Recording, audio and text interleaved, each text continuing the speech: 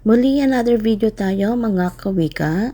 Punta tayo ngayon sa ikalawang termino. Ang ating konteksto, mabisang komunikasyon sa kontekstong akademiko at pagsasanay. Kulang pala ng letter A yung pagsasanay. Para sa week 1, September 16 to 18, ang ating paksa akademikong pagsulat, technical at letter B, technical na pagsulat. Sa week 2, September 21 to 25, struktura ng diskurso sa kontekstong akademiko at pampagsasanay.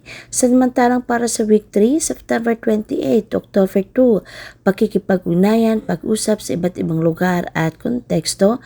Number 1, andyan ang kakayahang pangkomunikatibo at number 2, batayang etikal na komunikasyon. Samantala para sa week 4, October 5 to 9, tekstong procedural or /manual. And then, ito na kasunod ng week 4 ang ating first summative test at isasagawa ito sa October 7, 2026.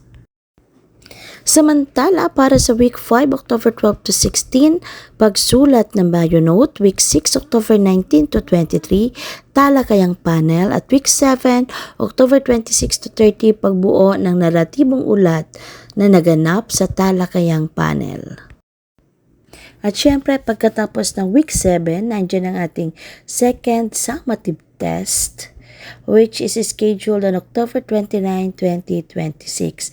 After that, week 8, November 3 to 6, pagbuo ng konseptual na balangkas ng titulo ng isang pananaliksik. Week 9, November 9 to 13, pagbuo ng ulat sa pananaliksik.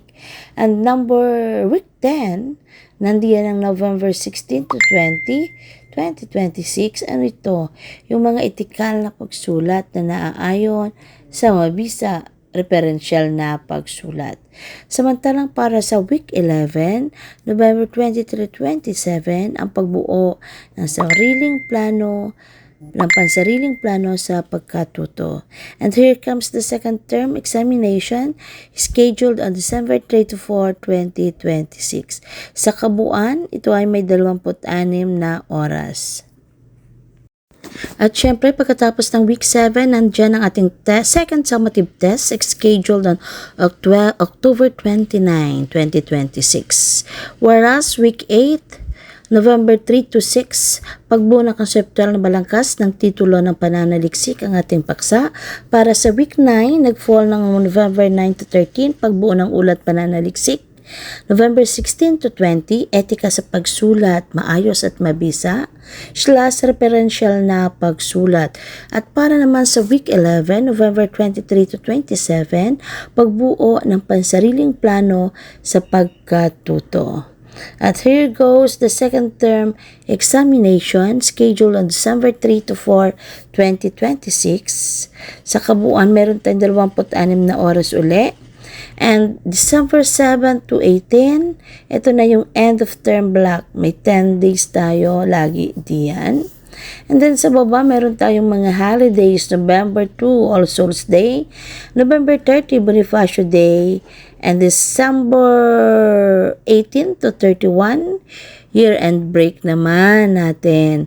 And of course, yung wellness break for learners and teachers. Okay, ayan, tapos na yung ating ikalawang termino.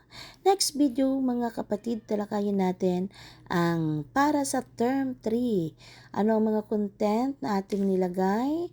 At sana po kasamahan niyo akong muli sa susunod na video. Maraming salamat, mag-iingat po tayong lahat.